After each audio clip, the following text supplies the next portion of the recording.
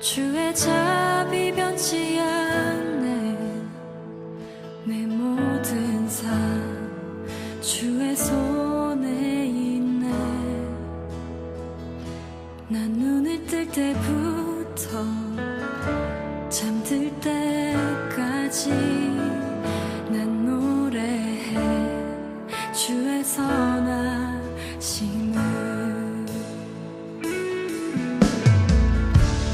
내 평생 신실하신 주,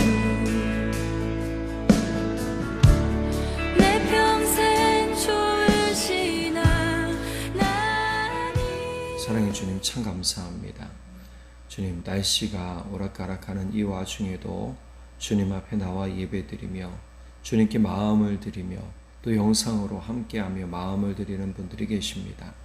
주님, 그분들 함께 하시고 우리 성도님들 모두가 주의 은혜 가운데 이 기회를 놓치지 아니하도록 성령 하나님 붙드시고 인도해 주십시오. 오늘 하루 주님이 주시는 은혜로 살아 힘있게 살게 하시고 지혜롭게 살게 하시고 소망 가운데 살도록 성령 하나님 인도해 주십시오. 믿고 감사드리며 우리의 영원한 소망 되신 예수 그리스도의 이름으로 기도드렸습니다. 아멘. 새벽을 함께 하신 우리 성도님들 사랑하고 축복합니다. 우리가 나오미 이야기 어제 잠깐 들었죠. 이제 나오미가 자신의 고향 베들레헴에 사람들이 추수하기 시작했다. 알곡이 맺히고 하나님이 가뭄 들었던 것을 멈추고 풍요롭게 좀 하셨다. 곡식을 거두게 하셨다라는 얘기를 듣고 고향으로 돌아가기로 작정하면서 두 며느리 오르바와 룻에게 너의 고향 모압으로 돌아가라. 너의 부모님에게 돌아가라 라고 얘기를 해요. 자, 두 번이나 얘기를 하죠. 첫 번째 할 때는 둘 다 싫다고 웁니다. 자, 근데 이제 나오미의 이야기가 참 중요하다고 그랬죠. 나오미는 좋은 시어머니의 모습을 가지고 있었다. 나오미는 며느리들이 이방 여인이라고 탓하거나 나와 다르다고 탓하거나 막 함부로 대하지도 않았어요. 자신의 처지처럼 여기고 생각하며 둘 다 과부로 지냈던 시간들을 떠올리면서 내가 너희를 보면 내 마음이 더 아프다라고 얘기를 했던 부분이 있잖아요. 그렇죠? 너희 때문에 내 아들, 우리 옛날에 드라마 보면 네가 내 자식 잡아먹었지 막 이런 표현 쓰잖아요. 근데 그러지 않았다는 거예요. 나오미는 철저하게 어떻게 했어요? 하나님의 사랑으로 며느리들과 좋은 관계를 맺고 있었다라는 거예요. 그러니까 제가 어제 말씀드렸지만 좋은 시어머니가 되십시오라고 얘기하는 부분은 이게 주의 사랑을 전하는데 굉장히 유익하기 때문이에요. 제가 교회 다니는데도 나쁜 시어머니라고 말하는 거를 제가 들은 적이 있기 때문에 내가 예수 믿는데 나쁜 시어머니 또는 나쁜 어머니가 되면 안 되잖아요. 나쁜 부모가 되면 안 되잖아요. 시부모가 되면 안 된단 말이에요. 좋은 모습, 하나님을 섬김으로 예수님을 믿음으로 좋은 신앙의 모습, 삶의 모습을 보여주고 선을 끊임없이 보여주는 모습이 필요하더라. 그러니까 같이 공감해주는 그러한 것들을 지금 나오미는 시어머니랍니다. 며느리들에게 이야기해주고 있단 말이에요. 자, 그러자 첫 번째 며느리 오르바가 어떻게 합니까? 어머니에게 입맞추고 자기 가족에게 돌아갔어요. 근데 룻이 끝까지 남아있단 말이에요. 룻에게 나오미가 이렇게 얘기를 하죠. 야, 네 첫 번째 동서는 너의 신들에게로 돌아갔다.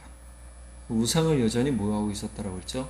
가지고 있었다고 그랬잖아요. 우리 라헬이 어떻게 해요? 라헬이 아버지의 집에서 우상을 갖고 나오죠.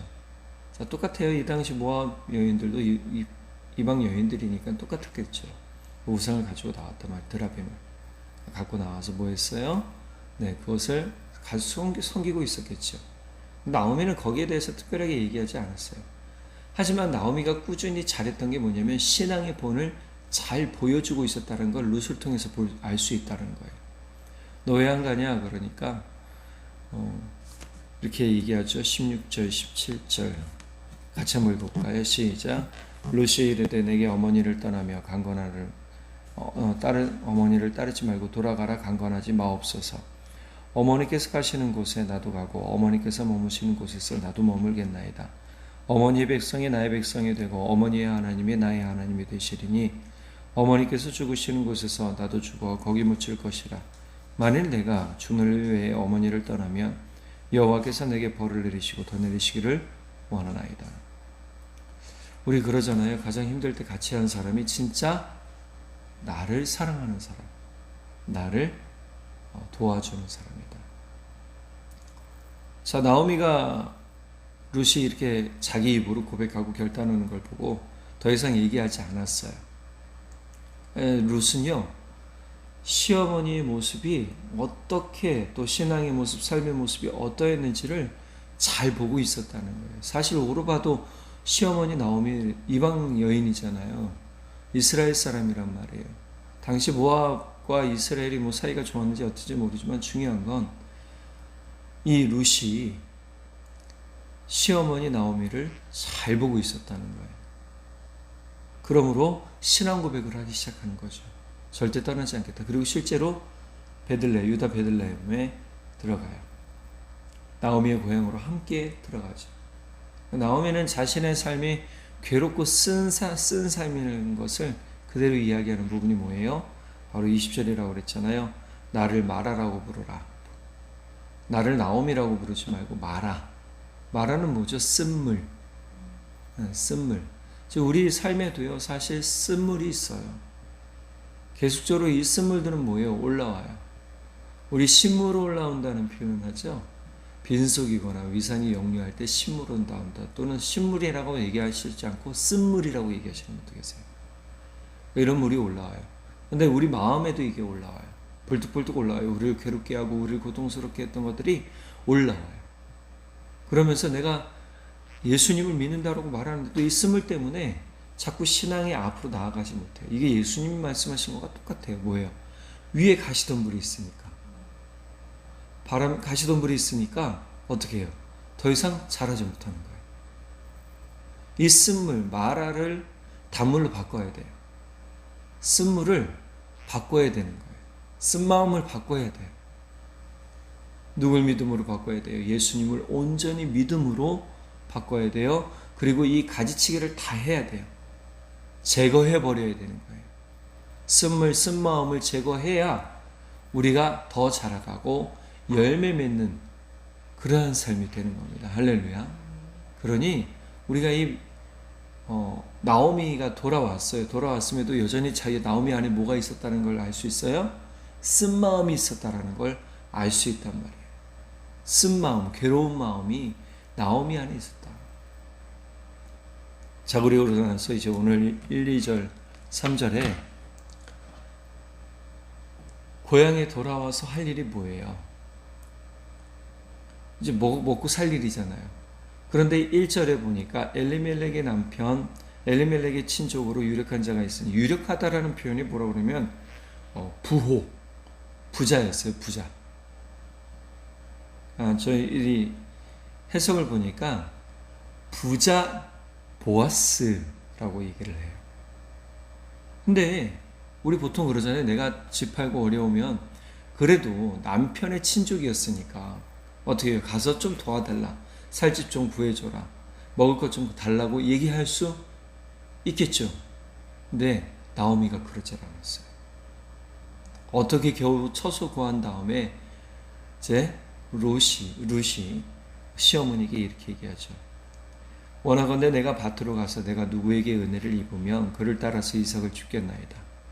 이 이야기는 내가 아무 데나 가서 달라고 얘기했던 게 아니에요.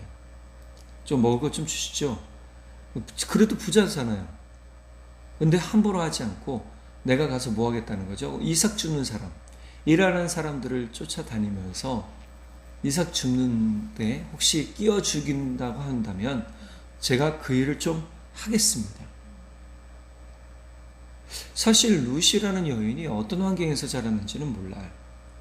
아마 좀 부잣집 환경에서 자랐을 수도 있고 가난한 집에서 자랐을 수도 있었겠죠. 그런데 룻은 자신의 삶 가운데 불평불만이 없어요. 여러분, 우리 삶이 환경이 괴롭고 어려우면 먼저 튀어나오는 게 뭐죠? 불평불만이에요. 그리고 그 불평불만을 분노로 쏟아내요. 그리고 그 분노로 쏟아내면 어떤 일이 일어나요? 좋은 일이 일어나진 않아요. 분명한 사실은 그래요. 룻은요 그렇게 불평불만하지 않아요. 볼게요. 아들이 죽었을 때도, 그죠? 자신의 남편이잖아요. 나오미의 아들 기륜이 죽었을 때도, 또 어떻게 해요? 고향으로 돌아가라 했을 때도, 난 간다, 너희도 너희 고향으로 가라 했을 때도, 심지어 뭐라고 그래요? 신앙 고백하지요. 나 자신이 이제 내가 섬기는 신을 버리고 하나님을 믿겠다라고까지 결단을 하는 것을 보면 룻의 성품은 굉장히 잘 다듬어진 밭 같은 사람이라는 거예요. 자, 이렇게 진짜 잘 다듬어진 밭인 룻의 말이 너무나 이쁜 거예요.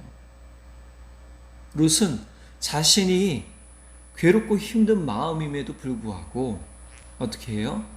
어머니 내가 이거 못하겠어요. 와서 보니까 내 고향 돌아가는 게 나을 것 같아요. 라고도 하지 않아요.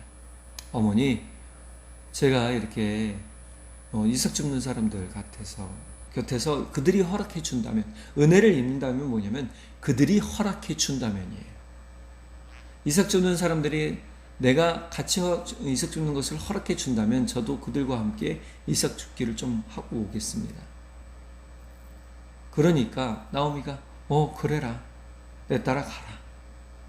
진짜 딸 같은 마음이 들었을 거예요. 며느리라는 말이 사라져요. 딸이라는 표현을 쓰죠. 자, 그러니까 이삭을 주우러 갑니다. 자, 룻의 두 번째는 성실함이에요. 며느리 룻의 이 이야기를 보면 성실한 마음을 가지고 그 일을 잘 행해요. 3절, 룻이 가서 베는 자를 따라 밭에서 이삭을 줍는데 우연히 엘리멜렉의 친족 보아스에게 속한 밭에 이르렀더라. 그 보아스는 누굴까요? 보아스의 할머니는요, 우리 여리고성을 점령하는 데 도움을 줬던 기생 라합의 손자예요. 그러니까 라합의 손자예요. 이 이야기는 곧 라합도 뭐로 인정받았다는 거죠? 유대인으로 인정받았다는 거예요.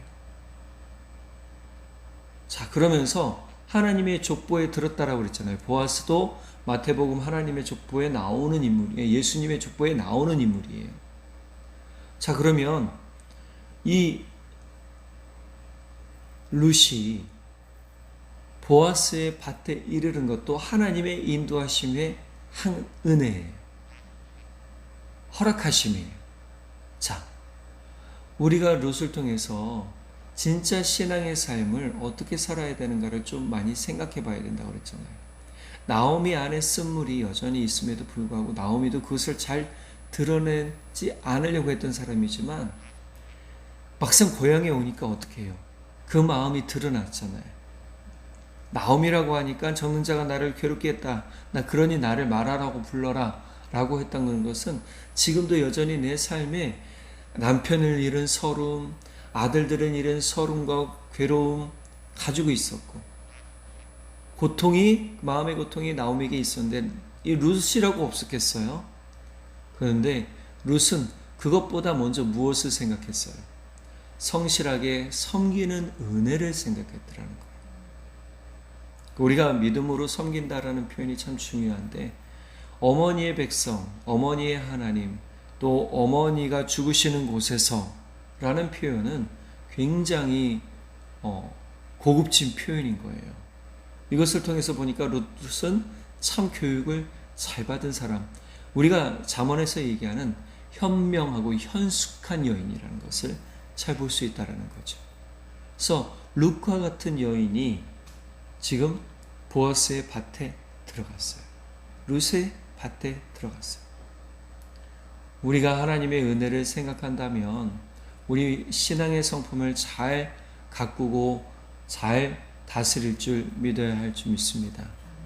그러니까 우리가 신앙의 성품을 만들어 간다는 것은 굉장히 중요한 일 중에 하나인 거예요. 어머니 나오미를 향해서도 또 같이 일하는 사람들을 쫓아가면서도 룻은 절대 교만하지 않았어요.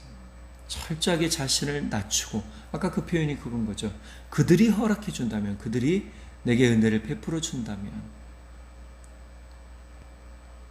자긴 이방인이고 유대인들이 허락해 주지 않으면 끼지 못하는데, 참 감사하게도 유대인들이 뭐 했어요? 이삭 죽는데 같이 끼도록 허락해 줬다는 거예요.